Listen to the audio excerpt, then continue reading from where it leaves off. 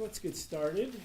My name is Gabriel Rojas, your Education and Member Services Committee Chair this year, and thankfully next year, because of everyone's support, thank you. We're going to have a great seminar that unfortunately was delayed by a week because of last week's supposed huge storm. As a kid from the East Coast, I kind of laugh when there's rain and people panic because it gets a lot worse in other parts of the country. And before, that reminds me, my phone was just vibrating, so if you wouldn't mind remembering to put your phone on silent, vibrate, etc., so we don't interrupt our guest, who happens to be a member of our Education Committee, Dr. Larry, and I want to make sure I get this right, Souza? Souza. Pardon me. I messed that up.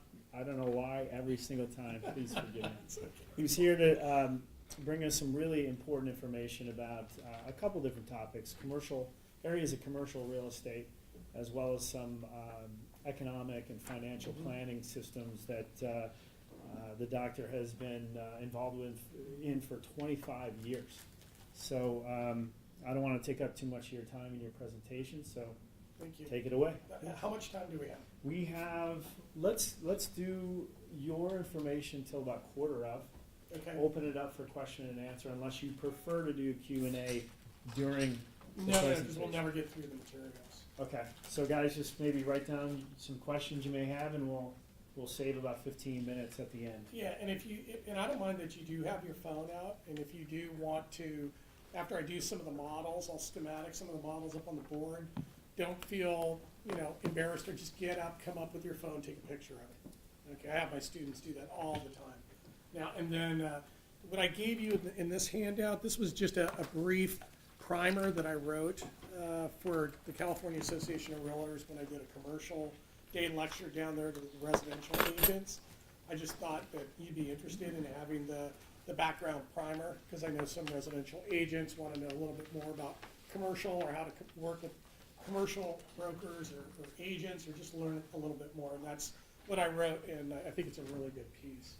So what I want to try to do today is I'm going to do just a brief personal introduction and show you my business model matrix so that you can see how it all fits. And I would highly encourage that you all develop your own business model matrix so you can see where your gaps are and what areas you have your expertise in. And that's what I did. Then we'll talk a little bit about what I call the political philosophy and economy of commercial real estate investment. You really need to understand, and I think SFAR does a great job of presenting the political and policy risks associated to your business, and also the risks associated to the markets in which you participate in, and your buyers and investors, and then the employers and employees. So you really have to come at it from a macro view and then drill into it from a micro view. Then we'll talk about specific investment strategies, especially year-end. You should be thinking about, what type of tax losses or deferred compensation into the next year. If you're starting to hit, some alternative minimum tax thresholds, you should be thinking strategically right now and try to get your tax accountant on the phone to make sure that you're not tripwiring yourself into higher tax brackets. Because really, tax mitigation is extremely critical. And then we'll talk a little bit about, I'll go over a little bit the commercial investment strategies, and I'll answer any questions on that. And then I'll make some conclusions and recommendations at the end to kind of wrap it up and then take a Q&A. Okay? So just so that you understand where I'm coming from, 25 years of experience, multiple master's degrees in economics and finance. I'm a broker, commercial broker. I'm a registered investment advisor, registered rep. So I basically can do a lot, and I understand a lot within the financial tools area. Mutual funds, annuities, insurance. Those are all products for not only investment management, but risk management. You have to understand the tax and the trusts. I mean, you're going to accumulate assets over time. You want to mitigate the taxes, and what I tell my students all the time is people are going to try to steal your shit. They will try to steal your stuff. They'll try to steal your business, they'll steal your assets, and the federal government at the end of the day will try to get at it through taxation, either through estate and gift taxes or income taxes. So you have to be really, really smart and know how to navigate, or else somebody's going to take your stuff. and it's almost guaranteed. My approach is I have a teaching component. So I've been teaching real estate, finance, and economics at the university level for over 20 years. So a teaching component is a way of synthesizing and clarifying the articulation of advanced concepts to different types of individuals. So you constantly teaching. Macro view, monitoring the macroeconomic environment constantly, along with monetary policy and fiscal policy. You are beholden to interest rate policy. So you should be monitoring what the Federal Reserve does, what Janet Yellen says, just like everybody else, because interest rates and interest rate movements really determine asset prices, i.e. home prices, okay? And also tax policy. Mortgage interest deduction could be on the table next year. Interest rate movements, the ability to not pay taxes on the first 250 or 500 thousands of capital gains within your property. Those could be under scrutiny next year. So you have to understand if there is tax policy changes, what impact is that going to have on your business? I also have a research arm. I'm constantly researching, and the presentation here has a lot of the research that I constantly do on an ongoing basis. Because people really want to know at the end of the day, where are we in the business cycle? Is it going to continue to be like this? For how long? And when's the next recession?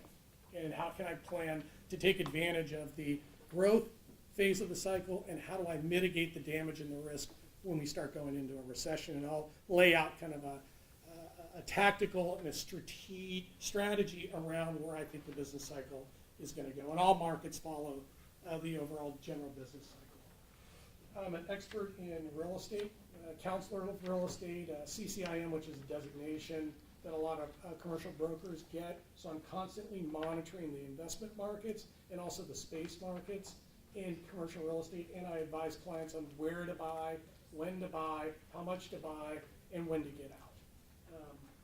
I look at myself as a multi-asset portfolio manager, somebody who understands stocks, bonds, real estate, gold, different asset classes, and then how do you put those all together into a portfolio that will accumulate and get returns over time, but be diversified enough to be able to handle downturns or market shocks. And right now, I guess the biggest risk is really the decline in oil, which has dropped around 50%. If you were in commodity funds, you probably lost around 40% of the return within your portfolio. So I look at myself as a multi-asset portfolio manager. I think that the area, other than currently, which is under distress, is really energy, particularly renewable energy and alternative energy, wind, solar, geothermal, biogas, utilities. That's a sector that needs to be included in the portfolio, and I'll show you what the allocation should be. And then again, lastly, is over here is really business, family, and family planning. I advise a lot of businesses, particularly real estate tech companies, have started to come to me over the last year for strategic marketing advice, business development, HR recruiting, just a whole gamut of business consulting, and that just started to come in over the last year. So I think it's just really interesting, how this has emerged. And lastly, it's really business and family legacy planning. Have you thought through, if you're running a business and you're looking to get out at X date in the future, do you have employees and or siblings or children that are willing to take over the business and continue it in the future? And if not, you better have contingency plans and legacy plans and transfer plans in place to be able to sell that business tax effectively in the future, to be able to maximize the value, because a lot of people put a lot of time and effort into their business, and in a lot of cases that's where the majority of their wealth is located, and if you make one business mistake, you could destroy value very quickly. So you have to be on top of it. So I'll go back to, so that's kind of where I'm coming from. So you can see kind of the breadth and depth. So let's go through the analysis. And I present this, and thank you again for coming today. This is a great turnout, and I really appreciate it. I always read this at the beginning of every lecture, and it kind of lays out what I believe is the hypothesis of testing where we are today. Efficient real estate and security capital markets require strong public and private sector cooperation, disclosure of government and corporate financial conditions, and institutional and individual investor confidence in both the financial and the political institutions. If you do not have this, you will have a misallocation of resources, you will have underproduction, underemployment, you will not have real wage growth, and you will have lower and declining standards of living and social welfare.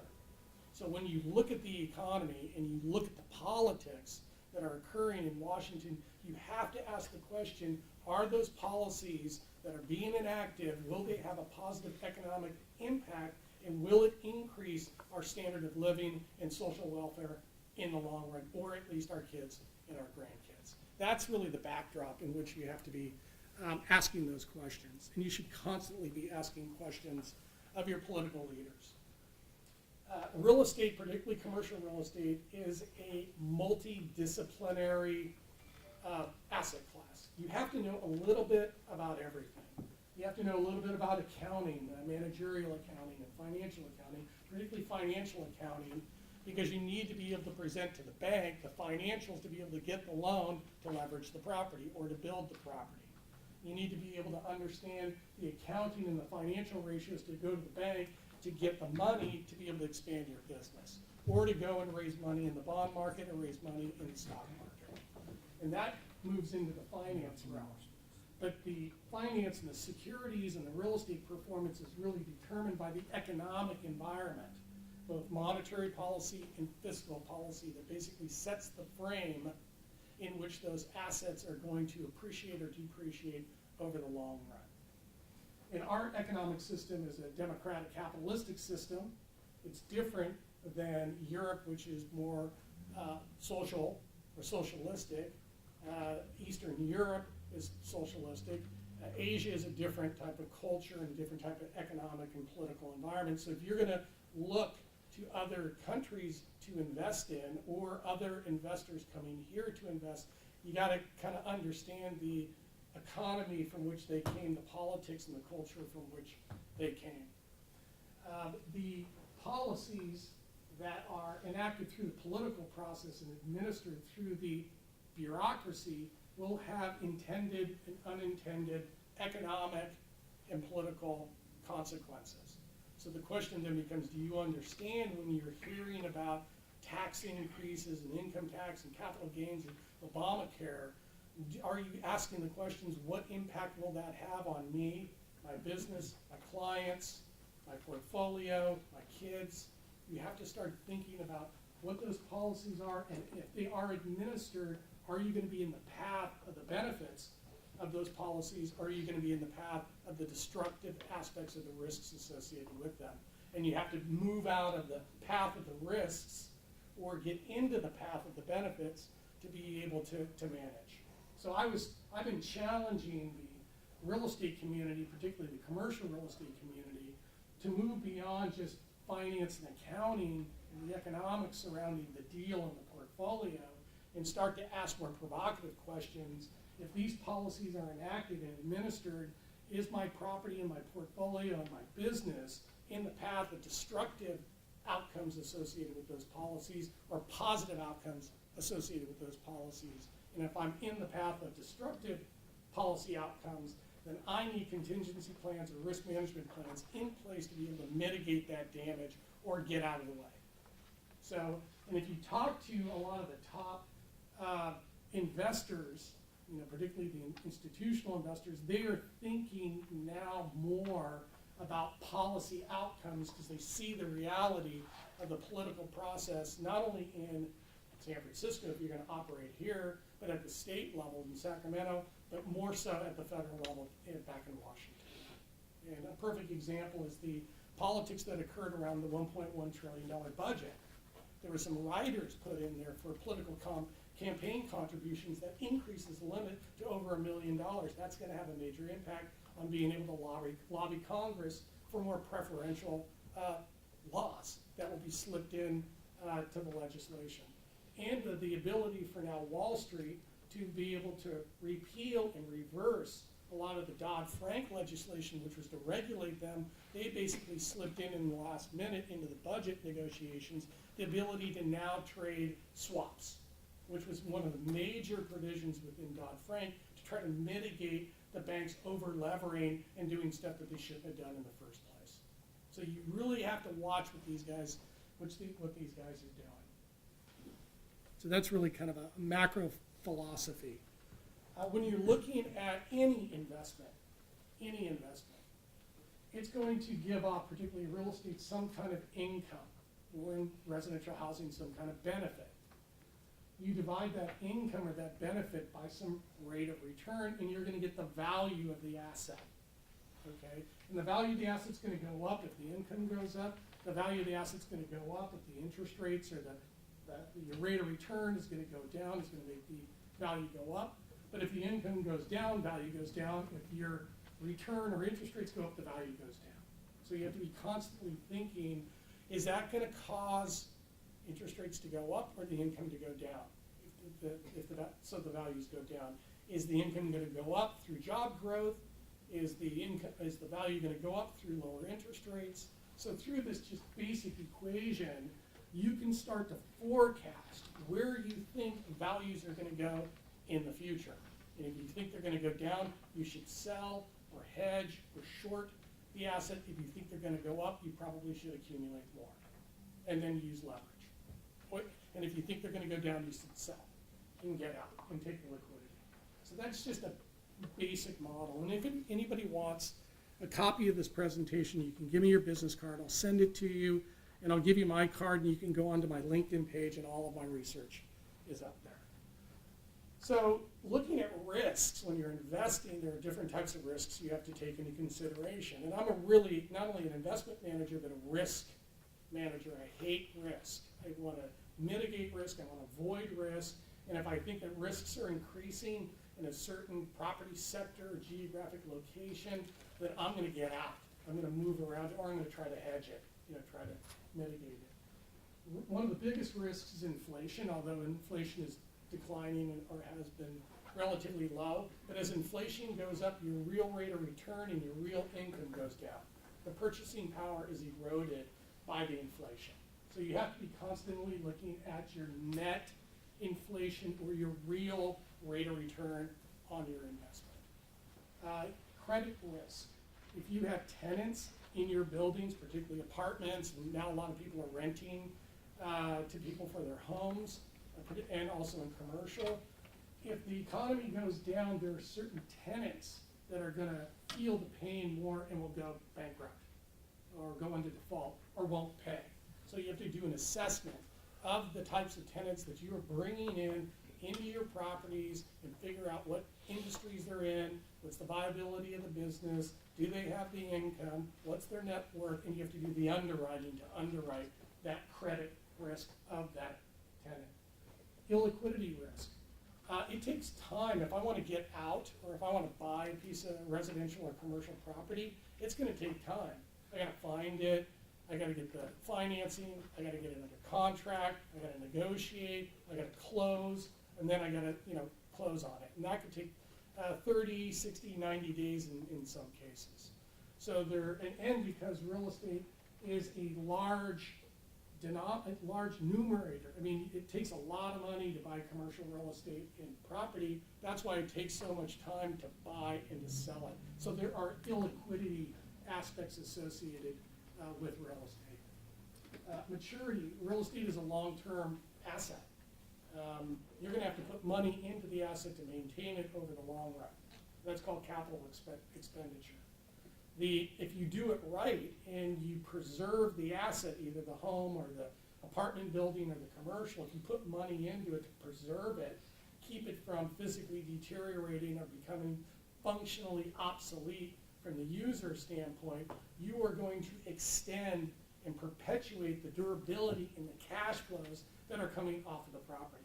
And if you can do that, then the real estate becomes a very good income stream to you from a wealth standpoint, but also from appreciation standpoint.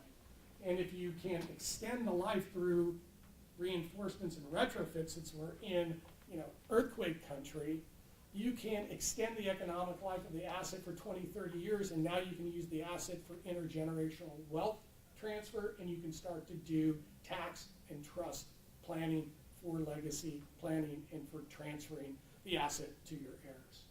And I'll talk a little bit about that later. Currencies, if you're going to invest in different countries, there's currency conversions you have to think about. Tax risk, again, with the increases in capital gains, income taxes, Obamacare, all came through at the end of last year. And the new Congress, if it's not next year or the year after, but definitely in 2016, maybe 2017, you're probably going to see a corporate tax overhaul. And we could be impacted by that. We already had the personal income tax overhaul, which was basically higher taxes. We'll probably see corporate and business income tax overhaul within either next year or 2017. So be prepared if you're running a business. And then I've been focusing over the last 4 or 5 years on really the political and the policy risks. I mean, Washington is very, very bifurcated. They're basically at war with each other. It's hard to find consensus around policies, and a lot of policies end up failing. The legacy policies may not benefit you. Future policies may benefit you. But right now there is two parties. They're dichotomous. They're at war with each other. We basically need a consensus, a right of center consensus between the two parties to come together and negotiate policy and pass policy.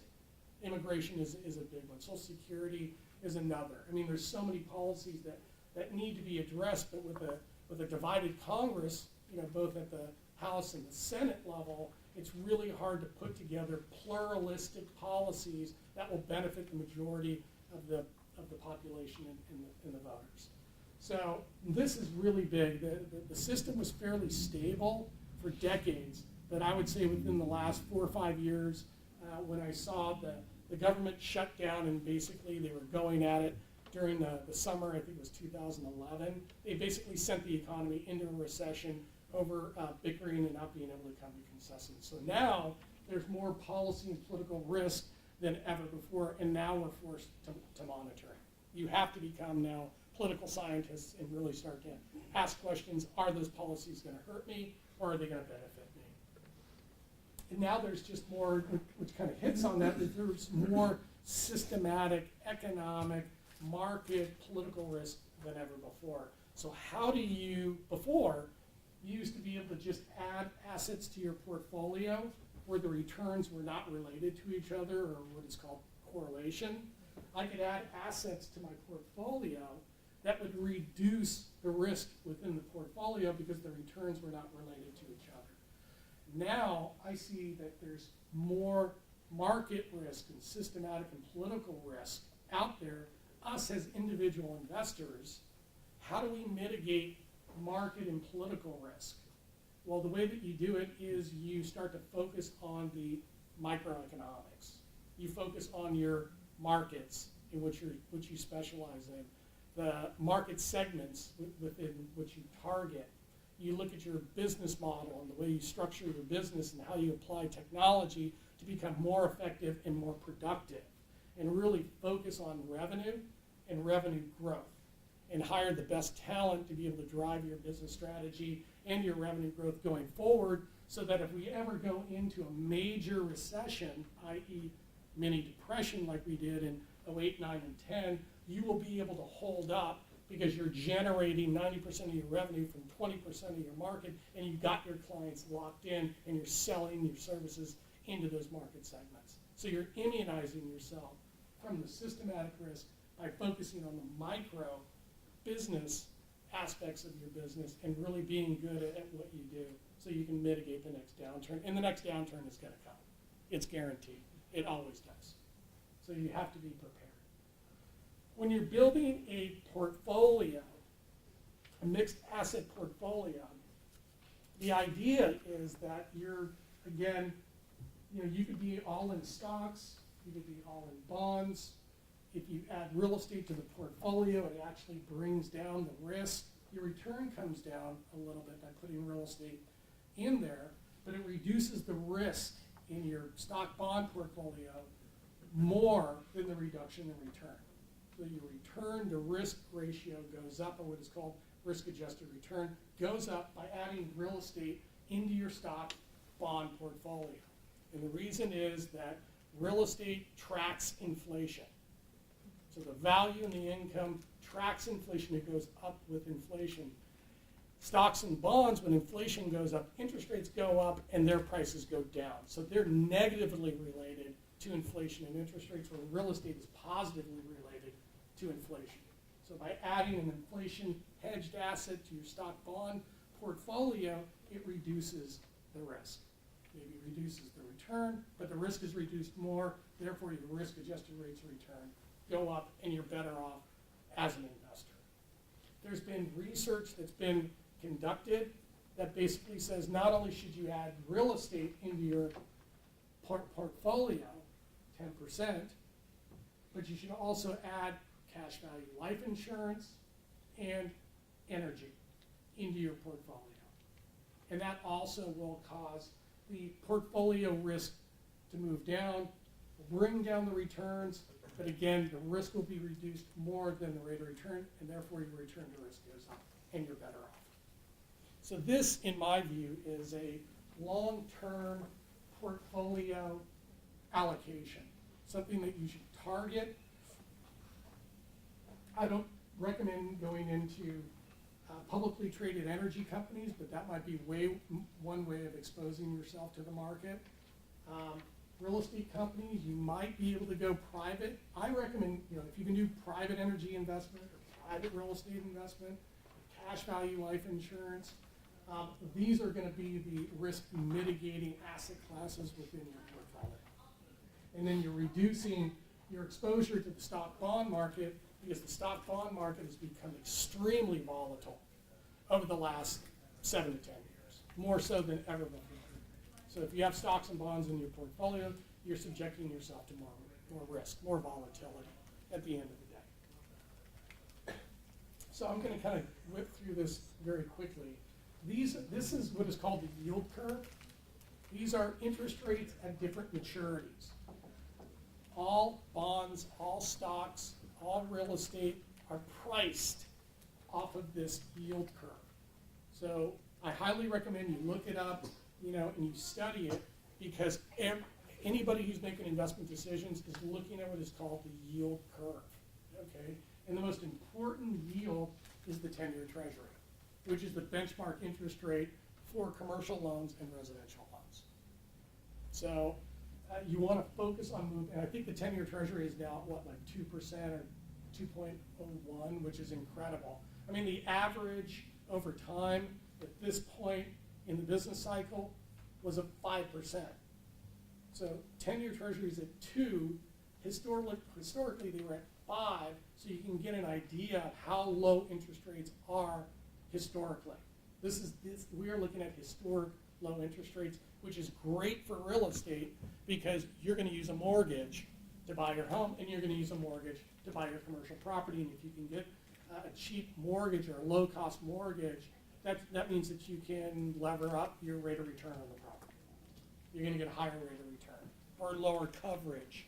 You can use less of the income to cover the mortgage payment, so you'll be better off. So Larry, I know you want to hold questions till the end. Yeah. Is this based on the amount of loans allocated or the interest rate? this is the interest rate determined by the market. What the Federal Reserve does is, when they see a recession coming, or a recession, what they will do is they will buy bonds across these maturities, propping up bond prices and pushing down interest rates to make the cost of capital, both debt, equity, and mortgage costs of capital, cheaper, so that people will borrow more, consume more, invest more, and get the economy back on track and start to produce and consume and hire, and there's a multiplier effect. Thank you. So this is the monetary transmission mechanism that is used, and everybody watches the yield curve and interest rates. Because what will happen, and this is what we want to watch, because everybody's forecasting interest rates to go up. When are they going to go up? If they go up, what the impact is going to be on commercial real estate investment and residential investment. That's the question. I don't think interest rates are going to go up significantly over the next 2 years because there's a ton of money coming out of Asia and Europe buying our bonds, keeping bond prices up, interest rates low. You have deflation, falling prices in the majority of the world, which makes the imports coming into the United States cheaper, which keeps our inflation lower. So interest rates are going to stay lower longer in this cycle, again, which bodes well for residential and commercial real estate because it's so tied to the cost of mortgage capital. Okay. Inflation, you know, people ask me all the time, inflation's low, or I see inflation's low. The reported inflation rate is low. The Fed is targeting a 2% core inflation rate. Historically, inflation's run at 3%. You have to ask yourself, what is my inflation rate? Because each individual has their own inflation rate because you consume different things. So if you have kids, you have education costs, particularly here in the city, if you send them to private school, those costs are going up and they're high. Healthcare has been going up about 10% per year. So if you're paying the healthcare costs for you and your wife and your kids, and they've been going up 10% per year, your healthcare costs are probably eating up 25, maybe 30% of your total disposable income. That just takes away from everything else. Food has gone up significantly. I use a peanut butter and jelly index. I created a peanut butter and jelly index. I go to Whole Foods and I buy peanut butter and jelly. I've been doing it for 3 years now. That's gone up like 50%, you know, over the last 3 or 4 years. So that's almost 10% right there. So inflation is here. It's just not measured in the consumer price index or the CPI or the producer price index or the PPI. They like to use those numbers, but I think that the true inflation rate is actually higher than is actually reported, okay? Which means that your income needs to grow faster than inflation or else your real purchasing power is declining. So the goal is to be productive and to arbitrage your human capital to make sure that you're staying ahead of the inflation rate. Oil is a big component of inflation. And you just look at the volatility, you know, in oil. I mean, oil prices were at $25 for decades. And then all of a sudden in the 90s it spiked, crashed, spiked, and now it's down to 50. Huge volatility.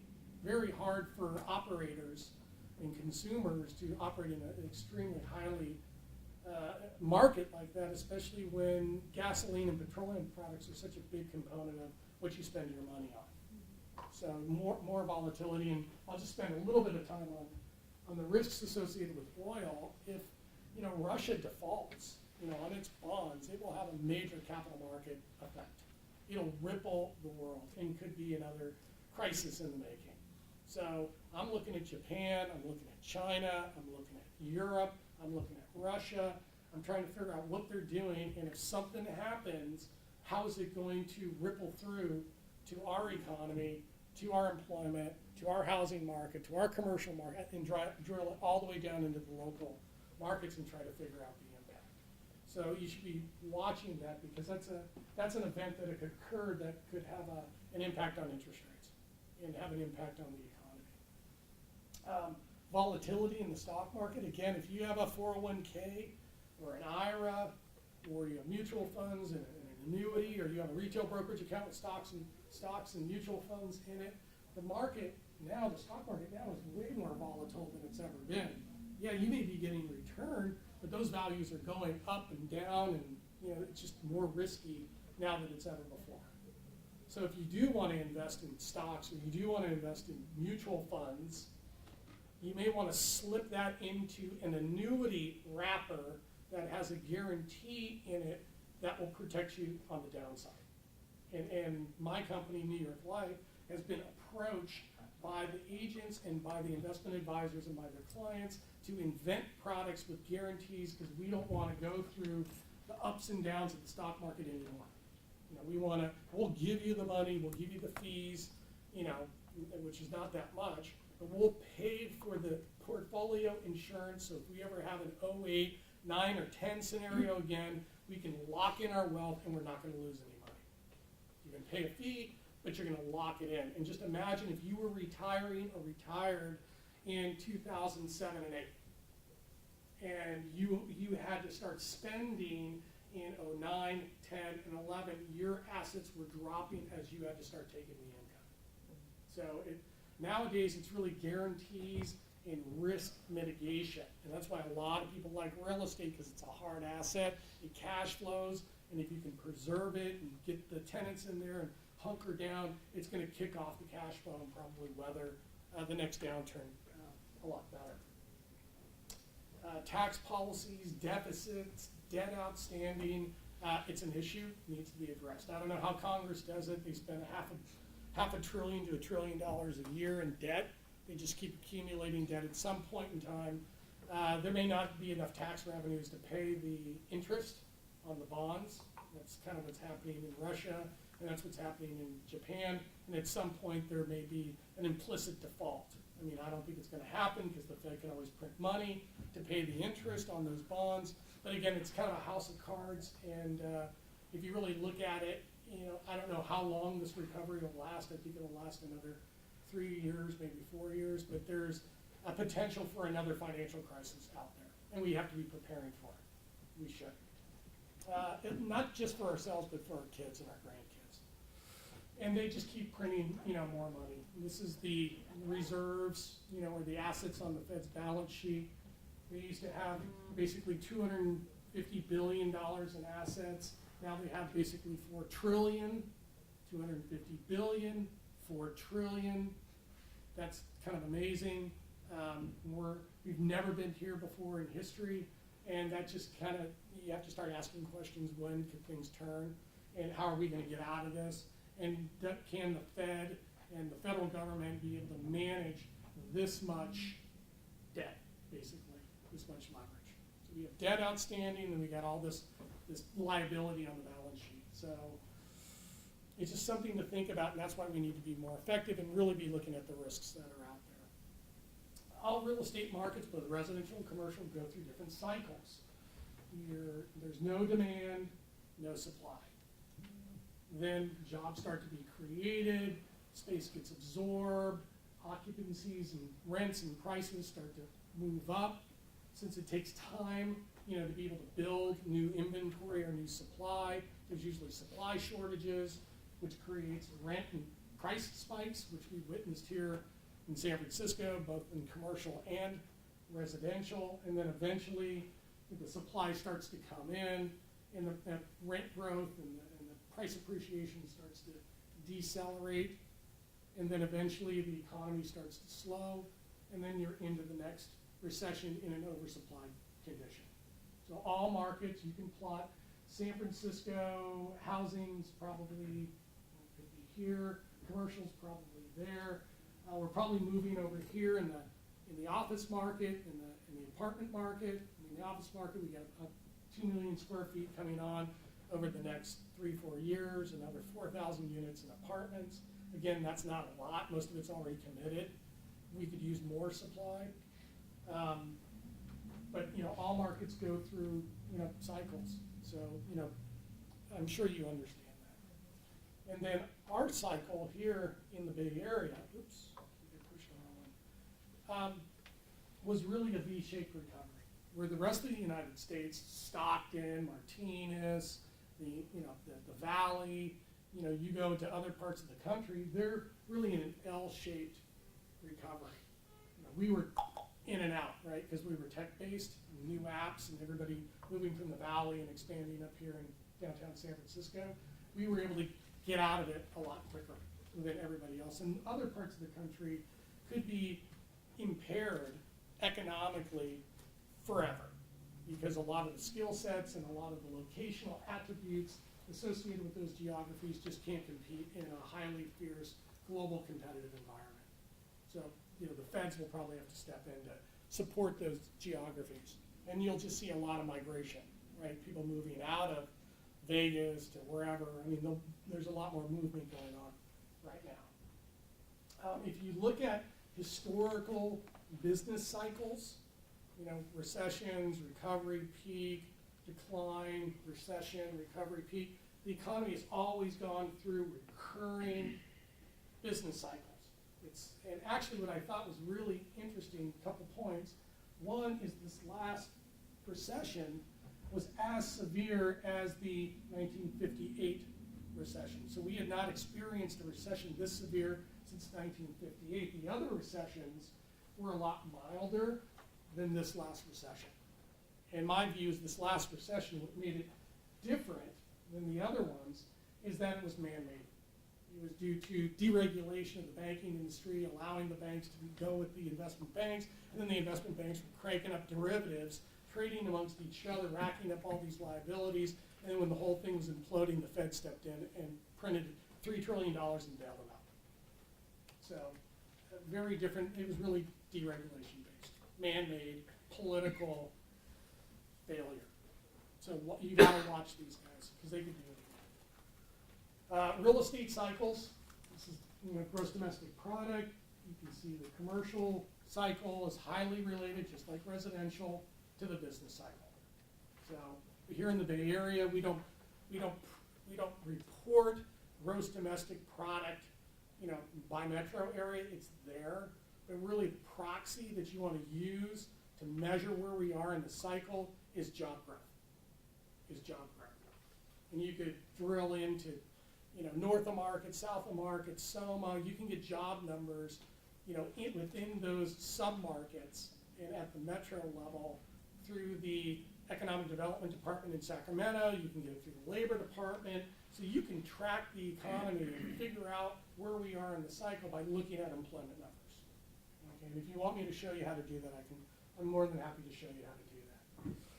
So this is what I think is really interesting, if you think this lecture is interesting, is that I went back to 1940 and broke up the decades into 10-year increments and then bisected them into 5-year increments. And then marked the ones where we were at the growth peak phase and the ones that we were in a recession. And I walked away and I ran the calculations and I said, oh my God, this is amazing. We experienced a recession in almost the first 5 years of every single decade post-World War II except for 1958. We experienced a recession or recessions in the first 5 years of every single decade post-World War II except for 1958. So what does that mean? Means that, let's see, 2011 through 13, we're in 14 now, we're probably out of the recessionary trough and we're probably into the recovery period of the business cycle, right? Although this last recession, usually the recessions last 2 years, this time it took 4 years to get out of it. So when would be the next recession? 2021 through 23. 21 through 23, if a recession or recessions occur in the first 5 years of every decade, then there's a high probability of another recession in 2021 through 23. Okay? Then, if most recovery periods last 4 years, so we're 2014, 15, 16, 17, it means that we could potentially see a mild recession or recession in 2018. So just by doing business cycle analysis and looking at the statistics, you can start to see how much runway you may have in your business model in a recovering, growing economy. And then I'm telling my clients, you got to start thinking about risk mitigation in 2017. Get your investment portfolio set up, review your business strategies, make sure that you're hunkering down and you can weather a mild recession in 18, but you better be prepared for a major downturn in 2021 through 23. So that becomes, and then you back into your operating strategy. The 2018 scenario is tactical, and then the 2021 through 23 is your strategic planning that you have to plan for. And then you update that every year rolling as you go forward, with anticipation, because you're better off having plans in place for a worst case scenario than not having plans in place for a worst case scenario. You're going to get slaughtered. And I'd hate to see you get slaughtered. So economic indicators, consumer confidence, it's still below its peak, but it's continuing to recover. And now with unemployment rates dropping fast, people are feeling more confident of their job prospects. They're moving into new jobs. They're seeing wage increases, and they're feeling better, and consumption and consumer confidence will probably continue to trend up, which bodes well for the housing market and the commercial market. You look at the stock market, we broke through the 15,000 mark for the Dow a while ago. That was what's called a resistance line, which could now be considered what's called a support line. It's broken through, and with bond yields so low, there's only really two places to put money. That's in real estate, and that's in stocks. And people will continue to move out of the bond market when they see the risk has been mitigated, and you'll see probably the stock market continue to go up. But it could correct pretty quickly. But what I think is interesting about the stock market, if you're going to invest in the stock market, is you had a huge run up between 85 and 95. I mean, you made a lot of money in the stock market, but then it was in this trading range for decades, right? And unless you were a good trader and you could pick stocks, well, it was really hard to make money in the stock market because it was basically flat for years. But now you're seeing this breakout here. A lot of people are moving into the equity markets. But equity markets are really volatile now, so you have to be careful. Supply of labor. There's still, when you look at the unemployment rate, and unemployment rates are reported a lot, it's roughly around 6%. It was 12% in 08, 09, so the unemployment rate has come down by about half. But the underemployment rate, people who have left the labor force, the people who are underemployed, are working in jobs as part-time, not full-time, or they're not working in the areas in which they have the expertise, there still is a huge labor supply gap.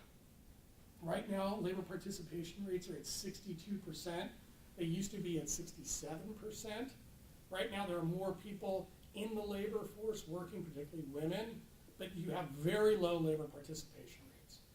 So what we need is labor policy coming out of Washington to be able to get more people working into the labor force and working. Because if we can raise the labor participation rates, that just means more people are making income, there's more consumption, there's more investment, and the economy will grow faster and we'll be better off. But I don't hear anything out of Washington about labor policy.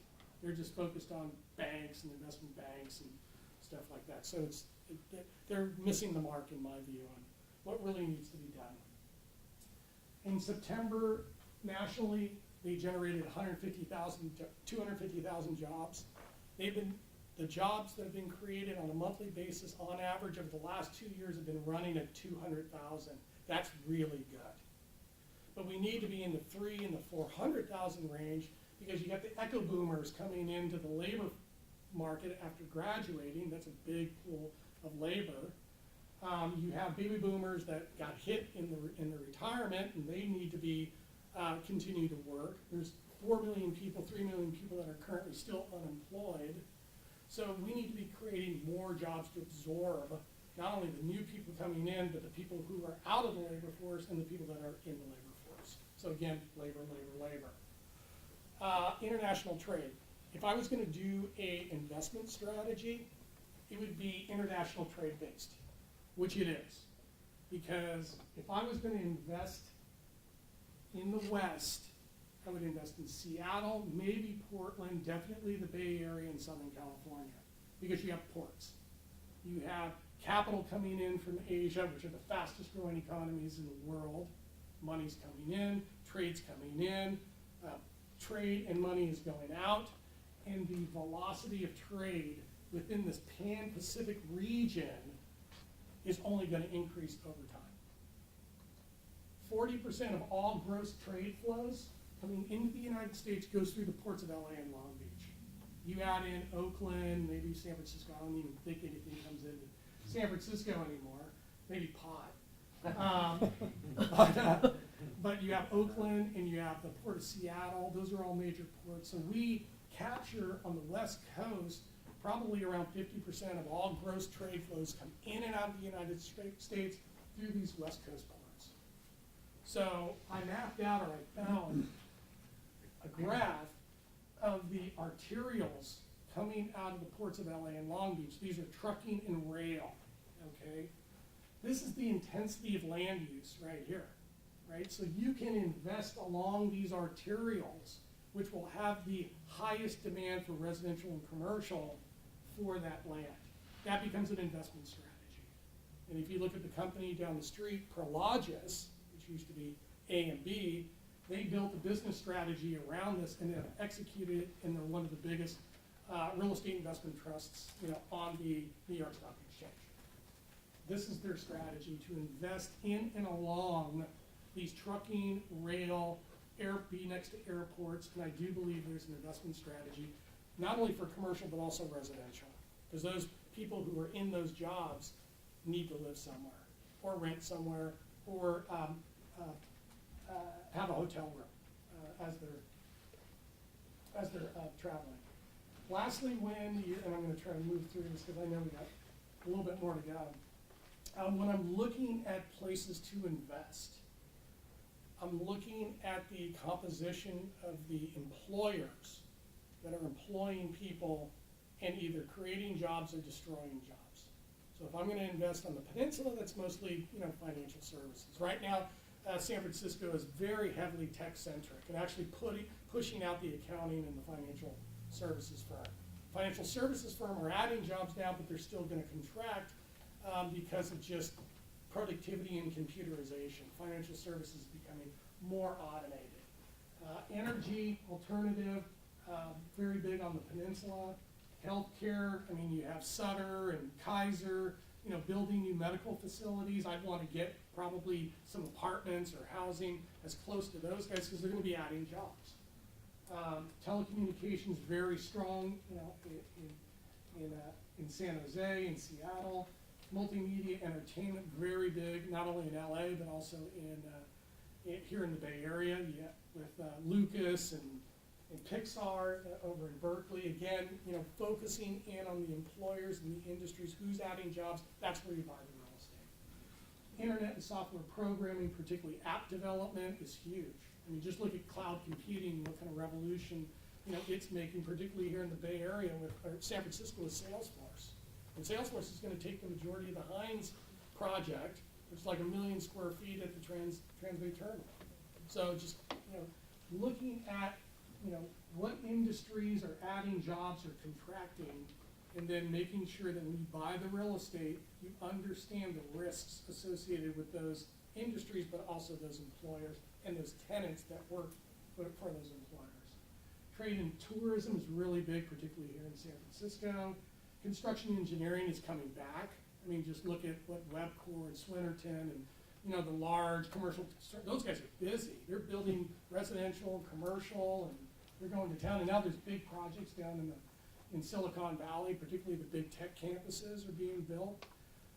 Education government services is finally coming back, but the sad part there is that tuition increases and really budget cuts at the university level is really making it hard for students to finance education, which is the mobilizing force, for them from a career standpoint, or to be able to be mobile from lower economic social classes into the middle class. Defense, defense got $500 billion allocation in the budget. So the $1.1 trillion that was budgeted, $500 billion of that went to defense. Again, Lockheed, Northrop Grumman, if they're getting the money, those are highly paid jobs. So again, fiscal policy through defense. And then the one area that I thought was really interesting, and plays right into Monterey County and the bordering counties, is that the majority of the crops, lettuce, carrots, artichokes, Brussels sprouts, that are produced down there are exported. Not only, into the domestic economy in the state, but they're shipped to China, they're shipped to Japan, they're shipped to other parts of the country. So we have basically a $4 billion economic engine in Monterey County. Their ag business generates $4 billion of direct economic impact. And if you throw a multiplier on there, it's $8 billion. So just Monterey County has an $8 billion annual economic impact in the state of California. And they make up about, I would say, 25% to 30% of all ag business is in Monterey County. So there's an investment strategy for you there, because there's a lot of housing shortages down there. They need commercial warehousing and distribution facilities to be able to handle increased production, of the ag. And it looks like the drought is probably gonna be over pretty soon if we still get this amount of storms through the rest of the year. So there's another strategy. Let's look a little bit at jobs, because it's jobs, jobs, jobs. Jobs generates the demand for housing, the demand for commercial space, drives up occupancies, drives up rents, drives up values, and if at one point the values are higher than the cost of construction, you're gonna get a wave of construction if the local municipalities, planning departments, and I can't say development departments anymore, redevelopment agencies, will allow that construction in. So if you just look at the job numbers, and I'll just tell you what it says, in Northern California, year over year, as of last year, so the year before, 100,000 jobs created in Northern California. This year, year over year, 80,000 jobs. Probably another 70,000 jobs next year.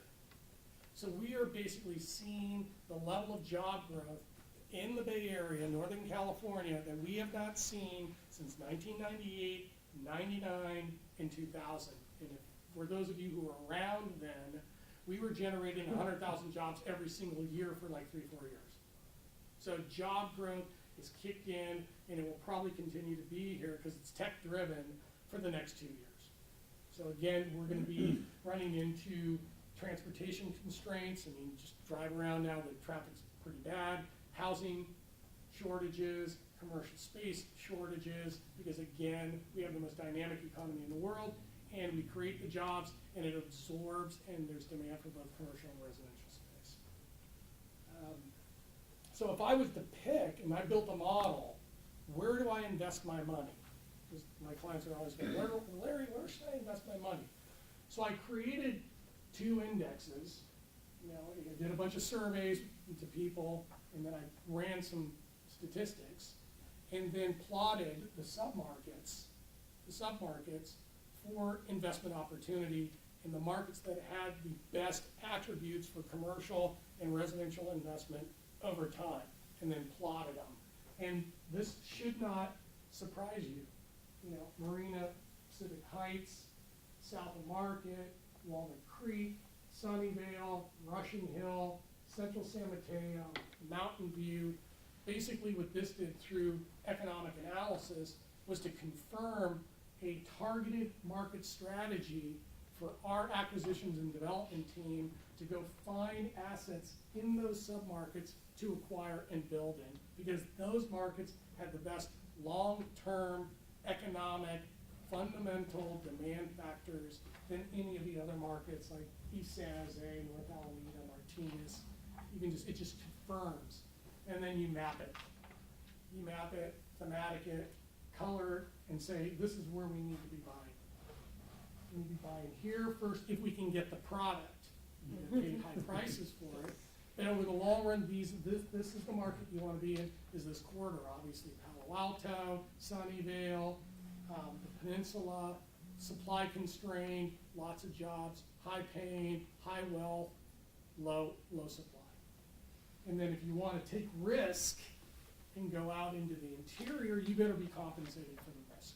I better get a higher rate of return, and I'm going to have to be subjected to the potential of more supply coming in, because there's a ton of land out there which could eliminate my rates of return over the long run. And I just say, don't go there. I said to these guys, do not go there. Let's stay here, maybe over here in Fremont. Let's do transit-oriented development strategies and invest within 1 mile of a BART station. If we're going to go out here to Pittsburgh and wherever, and Pleasanton and Hayward, let's mitigate the risk by being walking distance to the BART station. If we go farther than that, it's not going to work. If we're going to go into these markets, 1 mile from the BART station, because I can walk. Okay. And actually they did. The company I worked for did the Pleasant Hill BART station, built the apartments there. So the strategy is there. If you're going to go out there, be next to the BART station. That'll mitigate the risk.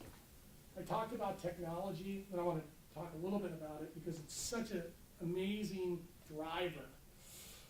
In the last quarter, $13 billion of venture capital was raised in the last quarter, 13 billion on a national basis.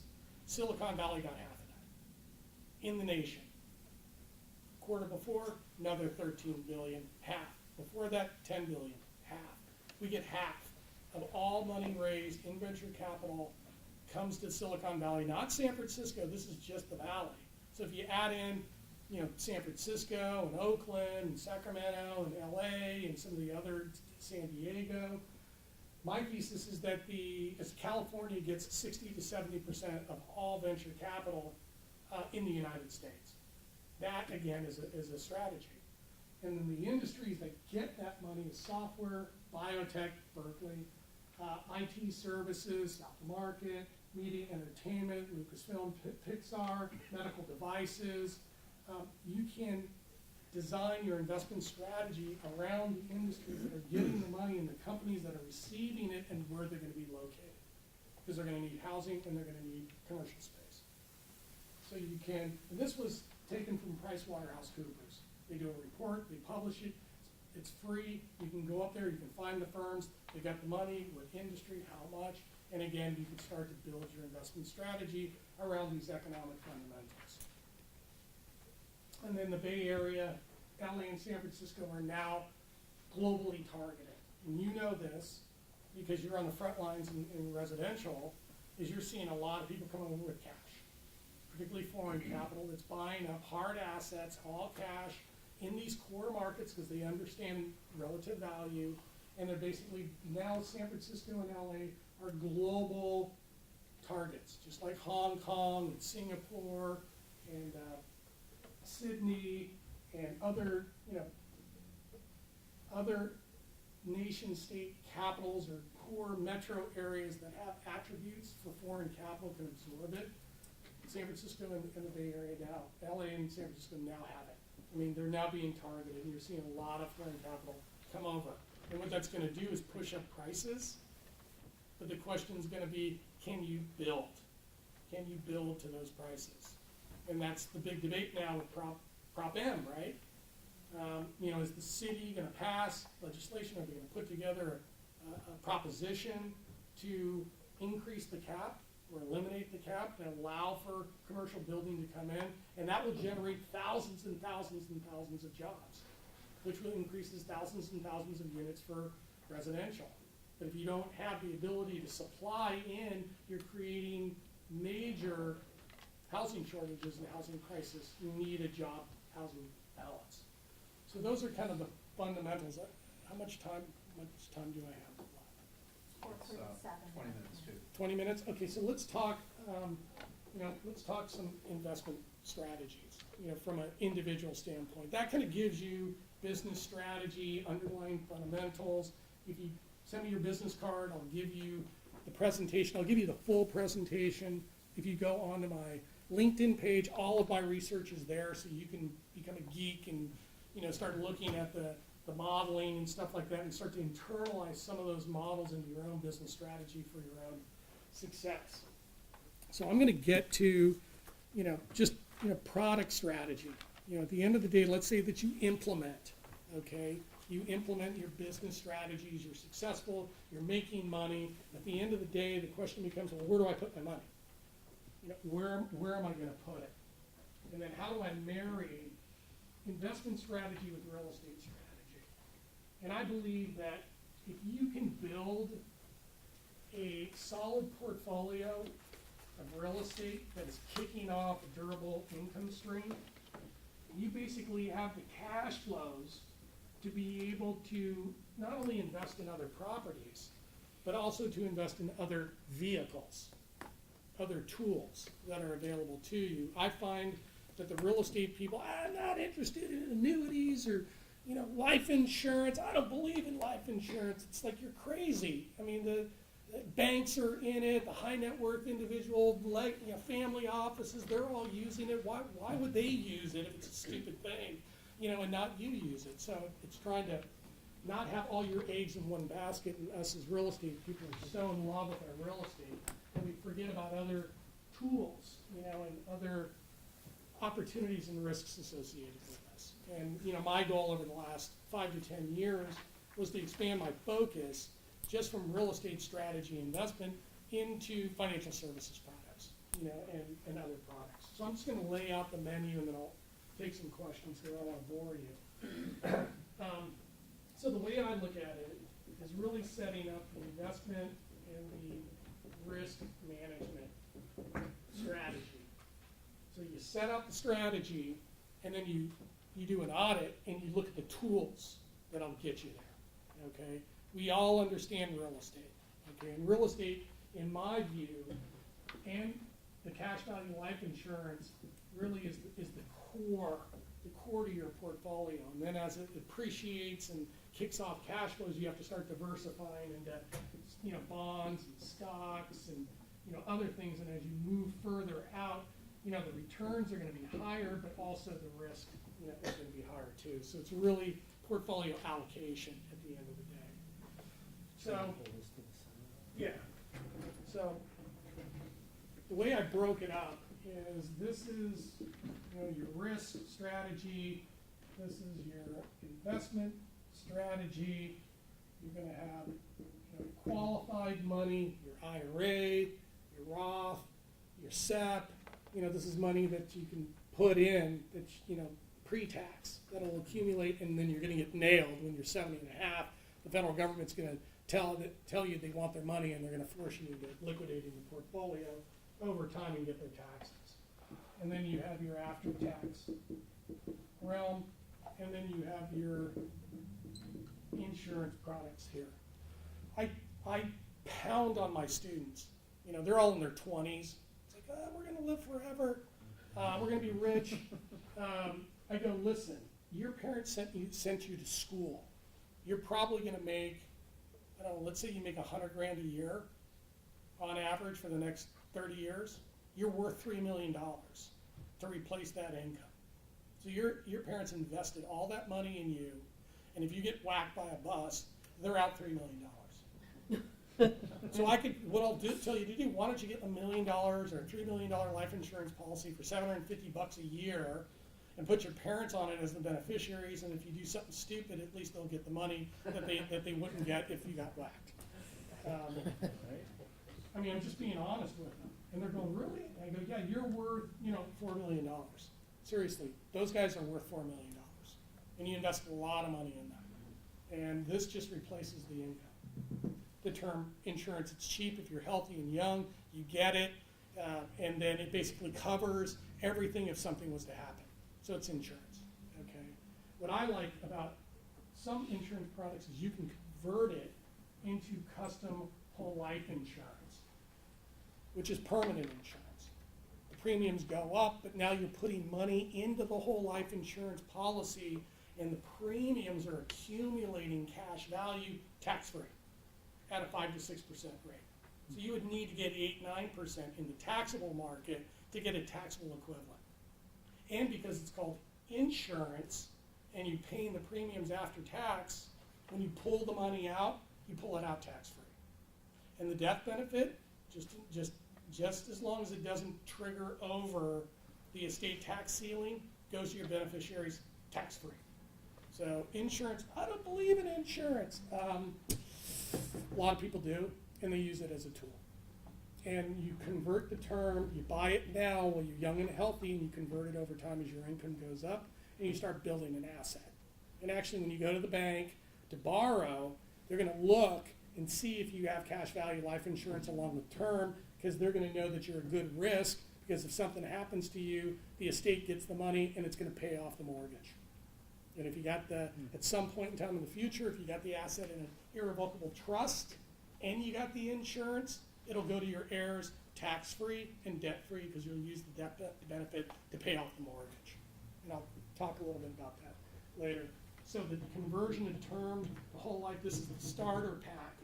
Here, you get that in place, then you convert it. If you're too old or you have pre-existing conditions, you use this product and you put it on your kids, okay? So that the majority of the premiums that go in are accumulating faster, because your kid's life expectancy is 102 and they're young, okay? And since you own it, you can plow money into it, you own it, you can borrow on the cash values, no tax consequences.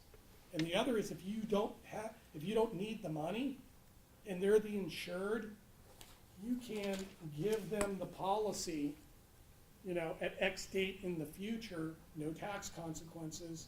They make their kids the beneficiaries. And now what you've done is you created intergenerational wealth transfer. And that's basically what the rich guys do. They basically plow a ton of money into the cash value life insurance on their kids, then give them the policies and make their grandkids the beneficiaries, so that when the kids pass away, they're leaving millions of dollars to the grandkids, millions of dollars to the grandkids. So they're smart. They got really good tax accountants and attorneys working for them. The other is variable universal life. You can convert into that too, but what the basis of that is mutual funds. So mutual funds. It's a variable because the assets that you're putting premium into mutual funds. And as the value of the mutual funds are going up, or the portfolio is going up, the cash values are going up and the death benefits going up. But you have to subject yourself to market risk. Okay, a lot of young guys like this product because it's like, the rate of returns on cash value life insurance is not high enough. I'm a stock market guy. It's like, okay, we'll blend it. We'll do an insurance product and we'll fund it with mutual funds so you can take the market risk, and we'll put you all into equity mutual funds. And we'll put it into the insurance. And there's a big death benefit associated with that too. Then the last two is long-term care. Long-term care, you're 50 years old or older. Again, you gotta go through underwriting, you pay premium, and let's say you can't cook anymore or do some other kind of daily function. You go into a home at X date in the future. You pay premiums, over the years. All of a sudden, you go into the home. The insurance policy will kick in and pay $200 to $400 a day for your daily benefits. And actually, the benefits that are paid, the $200 or $400, could actually go to somebody so that you can stay in your house. Because most people don't want to go to the home, they want to stay in their house. So you can get a caregiver, you can use those long-term care payouts to pay for a caregiver so you can stay in your home as long as you want. And I'm not going to get into reverse mortgages as a strategy also. And then the last one is disability insurance. So I'm running a business, or I'm the breadwinner. What happens if I become disabled, qualified? This will kick in some income to be able to supplement the loss in your income. What's awesome is if you set up a C corporation, you can deduct the premiums of long-term care and the disability insurance through your C corp. Okay, a lot of people use C corp structures for their businesses because they can get a lot of medical deductions, expenses. They can expense it. So that's kind of as you can see, there's risk mitigation, there's insurance, but there's also an investment strategy there too. Okay, so it's a hybrid. The other is the qualified investment 401k. A lot of people worked for prior employers before. They got money sitting at a prior employer. You can only invest in the options that are provided to you by your employer sponsor plan.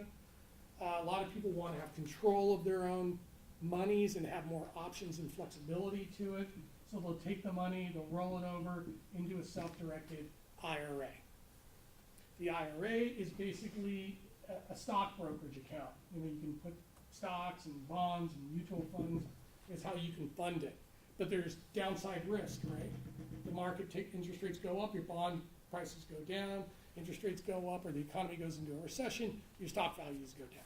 There's no guarantees. So it's just like a retail brokerage account, but pre-tax.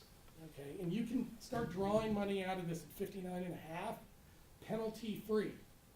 But at 70.5, the IRS is going to come knocking on your door and say, I want a portion of that money that we've been giving you for free over the years. You're forced to take the income, and you're going to have to pay the taxes at whatever income tax level you're at. And a lot of people are going, shit, I don't need that money, but I have to take the money, and it's pushing me into the alternative minimum tax level. So you're saying in that window, There is a strategy here. 59 to 71. 59 and a You're saying you take it half, out? you can pull money out penalty-free, but the money you pull out is gonna contribute to your income, and you're gonna pay tax at your income tax level, okay? At 70 and a half, there's a formula, the IRS has come up, they're really nice. They have all these formulas, it's great for us geeks. So what they'll do is they'll figure out how much assets you have, and basically what you do is you take your assets and you divide by 30. You know, it's kind of the metric that I use.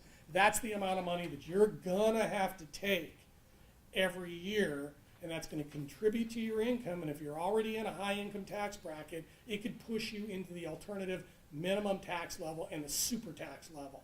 So you could get completely hosed if you're not, watching this, okay, watching this. The other is you can roll this over into a variable annuity / IRA funded by mutual funds. Okay, so I can roll it over into this wrapper. Instead of this, into this. Hold on, let me kind of.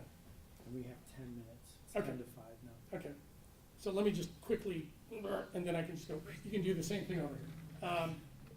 So what you can do here is add in a guaranteed investment protection rider in some of these variable annuities. So I put in 100 grand, the market tanks, my portfolio value goes to 50, the company is on the hook because you bought this insurance. They will compensate you the $50,000 so you don't lose any money. And you can reset that over time. So this guaranteed product is extremely popular. And the last one is guaranteed future income annuity. So I got $1 million in here. I got $1 million. I'm going to retire at 65. I'm 50. I don't need the money for 15 years. Since I wait and I'm going to be 65, the company says we're going to give you a payout on the amount that you put in of 10% for the rest of your life. So I'm going to get, in 15 years, $100,000 a year for the rest of my life. So if I live more than 10 years, the company's on the hook for the rest of my life for that $100,000. Okay? So this guarantee is extremely popular because a lot of people went through the 08, 09, 10 stock market crash and said, I don't want to lose any money and I don't want to lose any money. Okay? And you can buy this after tax, 2/3 of the income tax free. You can buy these annuities over here. After taxes, at some point you make too much money to do qualified plans. You're forced into the after tax realm. You can open up a retail brokerage account over here, after tax, highly liquid. So basically this becomes a very simplistic menu of investment tools to be able to accumulate in, immunize, risk manage your portfolio, and really set a path, in my view, to be able to accumulate $2 to $4 million, to get to retirement. And then have the cash flows, you have the assets in place to be able to draw down or take income to get past the 120 years old that you'll probably be because of modern medicine. You guys are going to live for freaking ever. So you don't want to run out of money, right? So you got your real estate, you got these things, and then if you set up the trusts right, and another vehicle called an irrevocable life insurance trust, you can then pass everything to your heirs, estate, and give tax free. And if you do it right, super juice it, you can give it to them, estate, gift tax, and debt free. That's kind of a nice thing. But you got to work with, you got to work with a financial planner. You got to work with a product specialist. You got to have a good tax attorney. You got to have a tax accountant, a trust attorney, and a trust accountant to be able to do it right. So it costs money, but you won't make any mistakes, and you'll get there, and then you'll make your kids and your grandkids extremely happy. Okay, that's it. All right. Thank you. You're welcome.